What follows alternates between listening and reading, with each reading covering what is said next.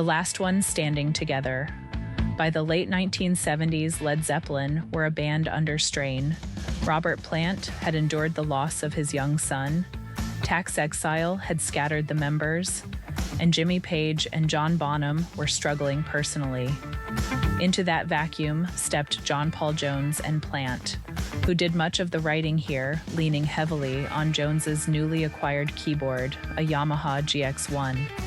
The result is a Zeppelin record unlike any other, softer at the edges, synth-forward, sometimes divisive among the faithful. It would be the final studio album released while all four members lived, arriving as a strange, moving farewell nobody yet recognized as one. This is Zeppelin refracted through keyboards rather than riffs. Jones's synthesizer washes shape the mood, from the sprawling Latin-tinged epic that opens side 2 to the rockabilly stomp elsewhere. Plant sings with a matured, weathered warmth, and Bonham's drums stay enormous even when the arrangements turn playful. Page's guitar, while present, seeds ground he never had before, and that shift is the album's whole identity. Some tracks stretch and meander, others land as tender, almost domestic pop. Love it or resist it, the record shows a band deliberately refusing to repeat itself, chasing texture and melody over the crushing heaviness that made their name. The album was recorded in late 1978 at ABBA's Polar Studios in Stockholm, Sweden, a modern facility that suited the keyboard-driven direction. Page produced, as he always did, and the sessions moved quickly compared with the band's earlier marathons.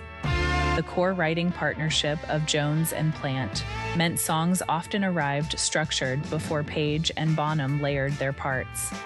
The famous brown paper bag outer sleeve concealed one of 6 interchangeable cover variations, a design conceived to make collectors hunt for all 6.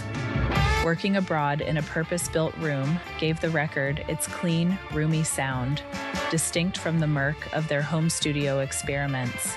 Released in 1979, the album topped charts on both sides of the Atlantic and briefly reignited Zeppelin's commercial momentum. Then, in September 1980, John Bonham died and the band ended.